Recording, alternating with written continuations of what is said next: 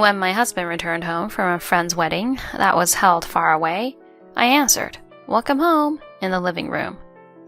"I'm home. I missed you. I bought you a souvenir." "Huh? Is something bothering you? Could you please clean this up?" Taylor handed me a suitcase saying that. While accepting it, I inquired, "How was it? Your friend's wedding?" "It was a great wedding. The food was luxurious. And there was even live entertainment. Our friends seemed so happy." As Taylor enthusiastically shared his thoughts on the wedding, I remarked, "I'm surprised you were able to attend." "Huh?" A moment of silence ensued. Then, Taylor, flustered, said, "I don't get it. I attended the wedding like usual, didn't I?" "Really? You managed to attend well in this outfit." Saying this, I took out his formal wear from the suitcase and showed it to him. Taylor saw it and his eyes widened. What is this?" After this, my lying husband would find himself in a difficult situation. My name is Grace Taylor. I'm a 32-year-old housewife. After graduating, I joined a securities company and have been working hard for about 8 years. Thanks to that, I was able to be promoted to the top among my peers. However, I realized that I'm approaching 30 without a boyfriend. Maybe it's time to seriously consider marriage activities. Just when I was thinking that, a certain encounter happened. The sales manager from a medium-sized printing company came to my workplace for business, and I ended up being the one to deal with him. I decided to make a small contract due to the sales manager's enthusiastic sales pitch, and when I conveyed that to him, he instantly lit up with joy. His genuine reaction seemed charming to me. The person in charge was Taylor, who would later become my husband. At Taylor's invitation, we began going out to dinner together and eventually started dating. He was 3 years older than me, but he had a skillful way of being affectionate. Perhaps, in a sense, our easygoing personalities were a good match. I too had fallen for his charm, forgiving even his slightest tardiness as a weakness. Sorry, Grace. Please, forgive me." If he apologized like that, there's no helping it. From there, we dated for 1.5 years. Then, on my birthday, Taylor proposed to me. As he handed me a single rose, he said, "One rose has this meaning. You're the only one for me. To me, there's only you, Grace. Please, marry me." Those romantic words filled my heart with joy. "Thank you, Taylor. I'm so happy." "From now on, I'll give you a single rose every anniversary. My feelings for only you will never change." And so I received a rose and an engagement ring from him. I had the rose from the proposal preserved by a professional, and it's still displayed at home. It meant a lot to me. Blessed by our parents, we registered our marriage. Afterward, we had a small wedding and began living together. Taylor, despite his quirks, was a kind person. I believed we would have a happy married life. However, our newlywed life turned out slightly different than I had imagined. Taylor couldn't handle household chores at all. Perhaps it was because he lived with his parents until we got married, leaving all the housework to them. Clothes he took off were scattered all over the floor. Used dishes were left unwashed, and he didn't even throw the trash in the bin. While I juggled accessories and household chores, he casually played with his phone. At first, I accepted it, saying things like, "It can't be helped." But after several months of such a lifestyle, stress started building up. One day I said this to Taylor. "Hey, Taylor, could you help a bit more with the housework?" "Huh? But I'm tired from work, you know." "I'm in the same boat. We both work." With that, Taylor pursed his lips. "But I don't even know how to do it." "I'll teach you. Come with me to the bathroom." I led Taylor to the bathroom and, in a friendly and detailed manner, taught him how to clean the bathroom. Reluctantly, he began cleaning. However, his approach was careless, and it seemed like the dirt wasn't going to come off easily. "No, Taylor, it's not like that here." Sorry, Grace. Seems like it's just not my thing." "Huh?" Grace, you do everything perfectly every day. I respect that. Well, more importantly, So from now on, I'll leave it to you, Grace. Taylor handed me a sponge covered in bubbles and headed back to the living room. His cunning tactic was to lift me up, making me do the troublesome things. Being unable to resist when praised or spoiled is also a problem for me, and so I ended up continuing to do all the household chores. About 8 months into our marriage, Taylor suddenly says something. Actually, a colleague in sales suddenly quit. I think I'll be busier covering for them from now on. That's challenging. But you need to work hard for the company, right? Yeah, I'll be causing you trouble, Grace. Thanks in advance. And so Taylor started working overtime almost every day. Even on precious weekends, he'd say, I have to work on the weekend. And spend more than half the time at the office. While I originally did all the housework, it didn't bother me much, but I felt lonely as our conversations and time as a couple diminished. During such times, I always looked at the rose he gave me during the proposal. Only you for me. Seeing the rose with that meaning, I found the strength to keep going. Taylor during this time started paying more attention to his appearance than before.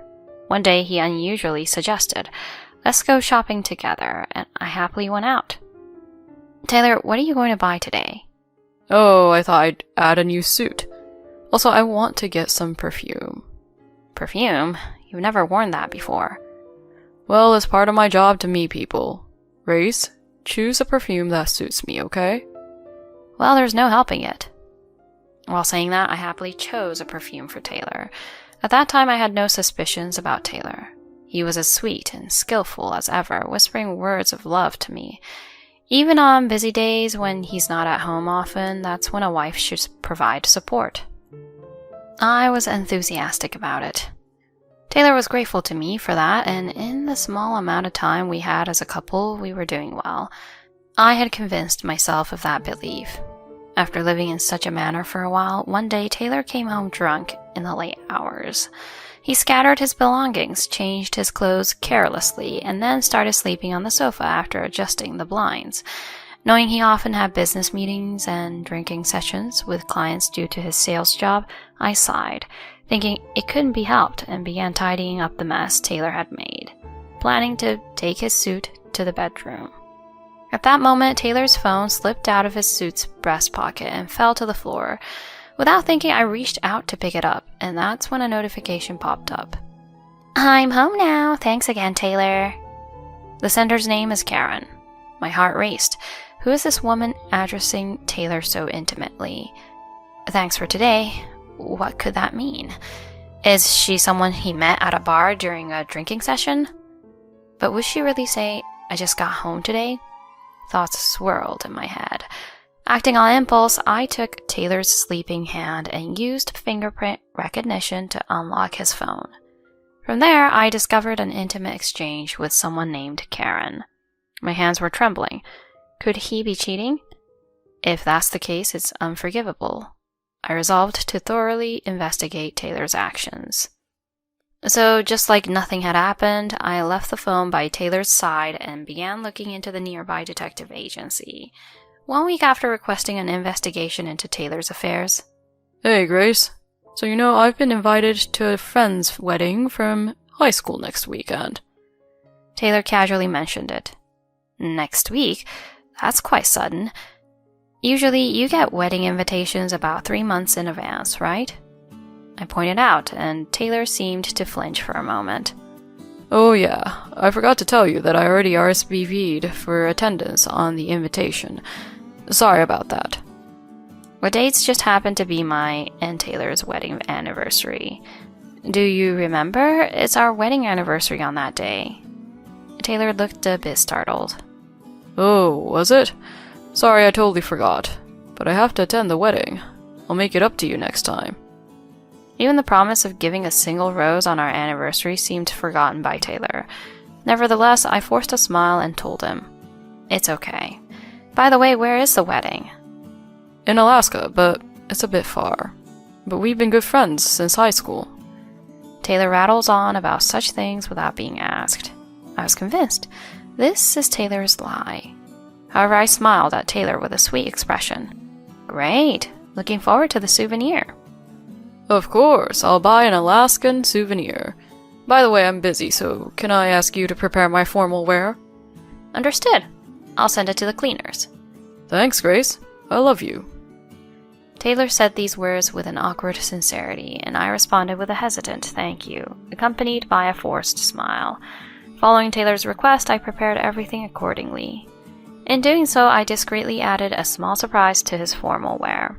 He left for the trip, happily carrying his suitcase without noticing the added touch. I waved him off with a smile. 3 days later, he returned home. I'm back, Grace. I got you a souvenir. Taylor spoke these words with a smile, but my response was rather indifferent as I said, "Welcome back." Uh-oh, Grace. Is something bothering you? Can you help me tidy up this stuff? Taylor handed me the suit while saying that. As I took it, I asked him, "How was it? Your friend's wedding?" It was a great wedding. The food was luxurious and the atmosphere was lively. My friends looked so happy. As he went on talking enthusiastically about the wedding, I interrupted. "I'm surprised you were able to attend." Huh? There is a moment of silence. Then Taylor hastily spoke up. I don't get it. I attended the wedding like usual, didn't I? Wow, I'm surprised you were able to attend the ceremony in this formal outfit. I took his formal wear out of my suitcase and showed it to him. When Taylor saw this, his eyes widened. What's this? The formal suit had its sleeves and hem roughly cut off, leaving it without sleeves and looking like shorts. Participating in a cold Alaska wedding with a short-sleeved suit and shorts? As I disclosed this, Taylor quickly turned pale. Well, it was a casual wedding. That's why I attended in casual clothes. Huh? But you specifically asked me to prepare a formal suit for you. No. What's with the suit in general? Did you do this, Grace? How could you do this? So I told him clearly. I wanted to test my husband who was going on a cheating trip. Well, the results seemed pretty clear. Silence falls over the place. Taylor's complexion changed rapidly from red to blue to white. Then he finally opens his mouth. Huh? Cheating trip? What are you talking about? It's crazy to do this to clothes in general. You're the one who's crazy, aren't you? Did you enjoy the trip with Karen? Why that name? At that moment, I exposed the results of the investigation that had just arrived today. And there were scenes of Taylor walking arm in arm with a young woman kissing, and even entering a hotel. I picked up one of those pictures and thrust it in Taylor's face. This is a photo from the day before yesterday at the airport, going to a friend's wedding with another woman, and on top of that, getting along so well, even wearing matching outfits. This is... Wearing the outfit I chose, putting on perfume, and meeting another woman. Nerve-wracking, isn't it? With disgust in my words, I glared at Taylor. Admit it with your own mouth. Admit that you cheated and went on a cheating trip. Taylor turned pale and finally knelt down on the spot. I'm sorry. I was unfaithful. I let out a deep sigh. I knew it. I called your company and asked. The story about the sales department losing a big account and someone quitting? All lies, right? You called the company? Through that call, I found out that a new employee from the same company, Karen, is quite close to you. It seems like it's already a rumor within the company. You're not very careful, huh? What? It's spreading in the company? At that moment, I spoke with a harsh tone. What the hell do you think you're doing? No. I only love you, Grace. Karen was just a momentary lapse. A mistake. So you invited her, didn't you? You're the one who seduced her. Well, that's because she seemed enticing in a way. Grace, you're stable and have a different charm. What? I'm sorry, truly sorry. Grace, please forgive me.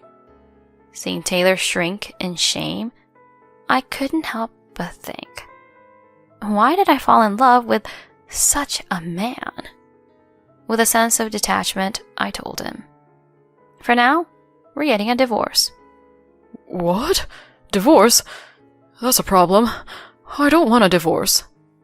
Don't mess around. Take responsibility for your actions, you jerk. I brought the rose from the proposal, snapped it in half in front of Taylor, crushed the petals, and scattered them in front of him. Grace. What's this I have only you nonsense? You cheated on me within less than a year of marriage, and you have the audacity to say that. I was a fool to believe in you. I'll dump this lying husband. At this point, Taylor started sobbing. Grace, please forgive me. I calmly told him, oh, by the way, I've decided to terminate the contracts between my company and yours. What? Obviously, you've been placing large orders all this time because you're my husband, right? Don't expect those contracts to continue after betraying me. Yeah, when Taylor and I got married, the boss went out of his way to make Taylor the contact person. He arranged for our company's printing materials to be handled by Taylor's company. I explained the situation to the boss and asked him to have this printing company removed. Something like that is going to be a problem. If the deal with your company is lost, our company will... Of course. I've already explained the reason for changing the printing company to your company. Look forward to going to the office. No! I mercilessly kicked the screaming Taylor out of the house. Later, the divorce between Taylor and me was finalized. As a result of involving a lawyer with sufficient evidence, I was able to claim higher alimony than the standard amount. Taylor paid it off with his meager savings. I also claimed damages from Taylor's cheating partner. They apparently broke up over the dispute, and Karen couldn't withstand the rumors in the company, leading her to quit her job and return to her parents' home.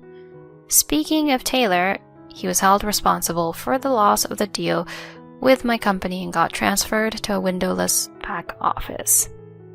Moreover, he was even demoted for disturbing the company's public morals with his affair. Rumors circulated within the company, and despite being looked at with disapproval, Taylor seems to continue working in the windowless back office. Although he may never have a promotion again, I have absolutely no sympathy for him. On the other hand, as for myself, I started a new life after moving with the settlement money. I only handle my own household chores and work is going smoothly. With more flexibility in my life, I'm planning to fulfill my longtime desire of getting a cat. I'm looking forward to attending a cat adoption event soon.